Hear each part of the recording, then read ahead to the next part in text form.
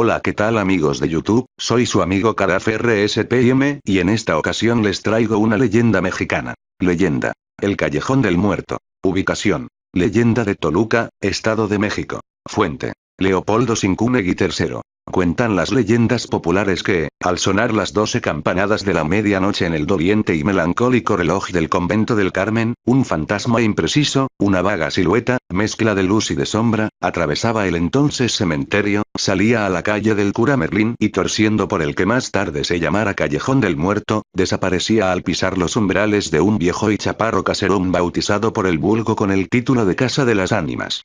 ¿Y después? Alabado sea Dios. Dentro de aquella casa misteriosa, de sórdida apariencia, se realizarán, quizá, cosas estupendas y sobrenaturales, arrastrar de cadenas y gritos moribundos. Danzas macabras de esqueletos y brujas. Llamas azuladas y búhos de miradas demoníacas.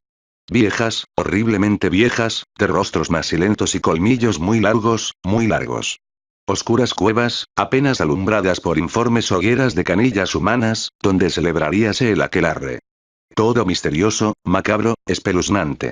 La fantasía popular había rodeado aquella casa y aquella historia o leyenda de tal número de mentiras y supercherías, que las viejas timoratas, los viejos, y los niños no osaban transitar por aquella calleja una vez sonado el toque de oración, sin haber rezado 4 o 5 Padre Nuestros y haberse persignado, por lo menos, doble número de veces. Y es que la leyenda que sobre tal callejón se contaba no era para menos, había sido bastante sugestiva y novelesca para darle fama en muchas leguas a la redonda, sirviendo lo mismo para amedrentar a los niños que para entretener a los viejos. Era yo muy pequeño cuando conocí la famosa historia, contaría a lo sumo 12 años. Como todos los chiquillos de mi edad era afecto, en grado superlativo, a oír de labios del achacoso abuelo o de la complaciente nodriza los portentosos relatos llenos de maravillas, de quimerismos y hazañas estupendas, atribuidos, casi siempre, a héroes novelescos, que en la mayoría de los casos resultaban ser hijos de poderosos reyes o monarcas de la India, como en los cuentos de las 1001 noches. Tales héroes tenían que exponer 20 veces la vida en formidable y desigual pelea contra monstruos plutónicos o dragones de incontables cabezas, para libertar a una princesita rubia, prisionera de alguna hada maligna, que le había hecho víctima de sus brujerías, y a la que siempre libertaba el príncipe, obteniendo su mano y realizando a la postre unos esponsales tan llenos de esplendor y de lujo, que su solo relato era suficiente para dejarnos boquiabiertos y como quien mira visiones. Por estas y muchas otras causas, cuando en aquel entonces y en virtud de no sé qué trebejos encontrados en la Casa de las Ánimas al hacer unas excavaciones, se volvió a poner en el tapete de la curiosidad pública la tan traída y llevada historia del Callejón del Muerto, no paré en mis investigaciones hasta lograr que la nanita, mujer que desempeñaba el oficio de cocinera en mi casa, me contara una noche junto al recién fregado y rojo brasero, aquella espeluznante historia que en no lejanas épocas había tenido la fuerza de interesar a propios y extraños, dando origen y renombre al famoso y discutido Callejón del Muerto. Alguien me ha dicho que la leyenda que me fuera referida por la vieja cocinera adolece de algunos errores históricos, pero como en este caso yo trato solamente de referir lo que me contaron, sin pretensiones de historiógrafo, dejo a la credulidad de mis lectores el aceptarla o no como auténtica, que harta paciencia he necesitado yo también para garrapatear estos renglones, váyase lo uno por lo otro.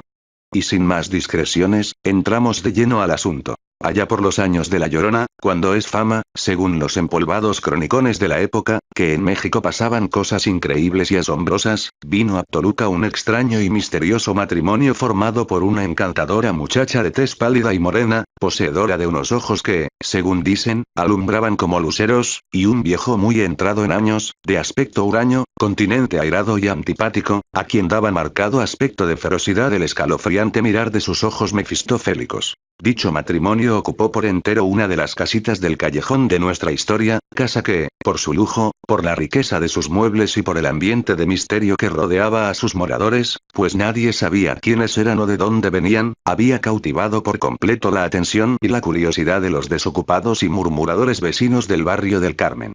Por lo que no es de extrañar que, en su afán de adquirir noticias sobre los recién venidos, llegaran a exponerse a recibir más de 4 descolones de parte del intratable viejo, que nunca soltaba prenda y sí, a menudo, cada interjección, que temblaba Cristo. Aquella curiosidad y maledicencia del vecindario hubieran quedado del todo defraudadas si la indiscreción de una sirviente que hacía poco entrara en la casa no hubiera venido en su ayuda, al revelar algunos detalles, muy pocos por cierto, que hicieron cierta luz entre tantas tinieblas. Que el señor se llamaba don Carlos López y Mendoza, que era español de origen, que su mujer, una niña rete chula, se llamaba Carmen y era, al parecer, mexicana, que algo muy grave debía haber entre ambos, porque nunca se hablaban a la hora de las comidas, que la señora se pasaba la mayor parte del día encerrada en su recámara, llorando inconsolablemente y besando el retrato de un niño pequeño que se le parecía mucho, ella lo había observado a hurtadillas, y griega. Nada más. ¿Ya? ¿Sí? Que una noche había visto que el señor salía del cuarto de la señora y que ésta, en medio de un mar de lágrimas, sollozando desesperadamente, le demandaba con voz conmovedora. Carlos, mi hijo. Devuélveme a mi hijo. Si ustedes la oyeran cómo lloraba. Decía la sirvienta, en medio de un corro de comadres, pobre niña, se le hacía a uno un nudo en la garganta. Y, eso era todo.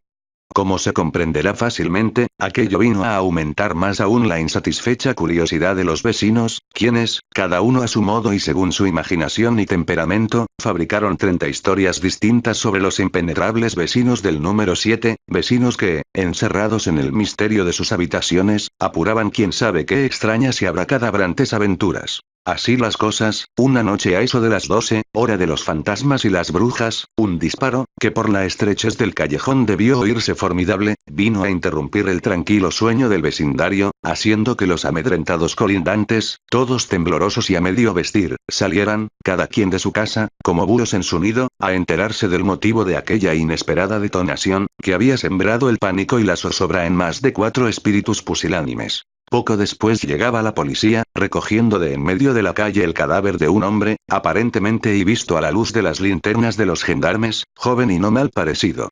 Tenía una bala incrustada en la sien derecha, la que debió producirle una muerte instantánea. Como del interior de la casa misteriosa partieran sollozos estridentes y gritos estentóreos demandando auxilio, el jefe de la policía, al penetrar al interior de la casa, había encontrado a la infeliz sirvienta presa del terror más angustioso y con la razón extraviada, y al llegar a la recámara de la infortunada doña Carmen, un cuadro por demás horrible y macabro, pues ésta yacía en medio de un mar de sangre, con la cara completamente desfigurada, el cráneo hendido y roto y los miembros increíblemente mutilados, prueba inequívoca de la furia infernal que debió apoderarse de su asesino. Cerca del cadáver, como cuerpo del delito, fue encontrado un primoroso alfanje morisco, arrancado no se sabe de qué rica panoplia, con el cual aquella bestia humana había dilacerado y herido aquella carne sonrosada y bellamente morena, que aún en medio de tanta sangre, resultaba tentadora en sus desnudeces, una roja lamparilla pendiente del techo hacía más roja aún aquella roja escena de sangre. ¿Qué había pasado ahí? Qué oscuro y formidable drama se había desarrollado algunos momentos antes entre la víctima y su verdugo, aquel sanguinario y brutal asesino, que tanta saña había demostrado al perpetrar su enorme crimen. ¿Quién era el autor de aquella feroz hazaña, en la que habían perdido la vida 2 seres humanos? Don Carlos. Don Carlos. Lo habían señalado desde luego los vecinos del barrio. Él era, sin dudarlo, el cobarde asesino de doña Carmen y del desconocido, cuyo cadáver fuera encontrado en mitad de la calle, porque era de presumirse que una misma mano había disparado la pistola sobre el uno y esgrimido el alfanje sobre la otra. Pero don Carlos había escapado. Como todos los cobardes, había huido después de perpetrar el doble crimen, marcando con huellas sangrientas su paso a través de las habitaciones hasta el corral, cuyas tapias pudo escalar fácilmente sin gran esfuerzo. Fueron inútiles todas las pesquisas realizadas por la policía, que no debe de haber sido ni más eficiente ni más activa que la de Ogaño. Y tarea inútil. Don Carlos se esfumó definitivamente del horizonte. Sin embargo, la luz se hizo gracias a una carta encontrada entre los papeles del individuo que sucumbiera a manos de don Carlos. La carta era de doña Carmen y decía lo siguiente. Señor Fernando de Santillana, presente. Querido hermano. Es absolutamente preciso que yo te hable esta noche, de los acontecimientos. Mi marido tiene sospechas de mi conducta y duda de mi fidelidad. Esto es horrible. Como no le he podido revelar el secreto de nuestro nacimiento, está en la creencia de que eres mi amante y de que yo lo estoy traicionando. ¿Qué hacer? ¿Habrá necesidad de deshonrar a nuestra querida muerta para salvar mi honor? Pobre madre mía. La desesperación me mata. No sé qué hacer. He llorado tanto. Mas lo que colma la copa de mis sufrimientos es el hecho dolorosísimo de que, en su desconfianza, ha llegado a dudar el insensato de que su hijo lo sea de verdad y lo ha separado de mi lado para darle, acaso, la muerte. Ven, por Dios, esta noche, pues necesito tus consejos. Todo lo temo de este hombre, a quien odio por su brutalidad y sus excesos. Tu pobre hermana, Carmen. Y es fama en Toluca que desde entonces, al sonar las 12 campanadas de la medianoche en el doliente y melancólico reloj del convento del Carmen, un fantasma impreciso, una vaga silueta, mezcla de luz y de sombra, atravesaba el entonces cementerio, salía a la calle del cura Merlín y, torciendo por el callejón de Muerto, desaparecía al pisar los umbrales del viejo y chaparro caserón bautizado por el vulgo con el título de Casa de las Ánimas. Leyenda. La Casa de la Quemada. Ubicación. Leyenda de Texcoco, Estado de México. Fuente. Ángel Aguilar Escalona. Como otras ciudades coloniales, Texcoco tiene también algunos mitos y leyendas que evocan las creencias religiosas cristianas y los cultos prehispánicos que aún subyacen en la comunidad. Entre estas narraciones se encuentra la leyenda de la Quemada, referida al antiguo mesón de los Tres Reyes, inmueble ubicado en la esquina de Juárez y Morelos. Se cuenta que la cocinera de ese lugar tenía amores con un sacerdote, circunstancia que trascendió, y el populacho, enardecido, se dirigió a la casa donde se encontraba la mujer, quien, al escuchar los gritos se encerró y esperó. La multitud, al encontrar la casa cerrada, le prendió fuego y, cuando ésta se hubo consumido, se encontró en un rincón de una de las habitaciones a la sirvienta, cuyo cuerpo se encontraba herrado de pies y manos. Desde entonces el sitio es conocido como Casa de la Quemada.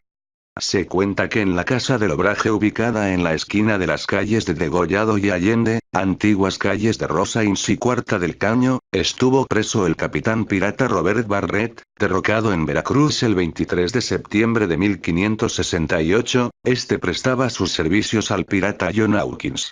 Barrett permaneció en ese lugar por más de 4 meses para ser juzgado y después ejecutado en la Ciudad de México. Se dice que en esa casa, por las noches, en un enorme fresno que aún existe en la parte interior, se aparecía un charro vestido de negro con traje tachonado de plata. Este personaje acostumbraba llamar o seguir a las personas que por las noches oscuras, a deshoras, se aventuraban a deambular por las calles de los barrios de San Juanito y La Conchita.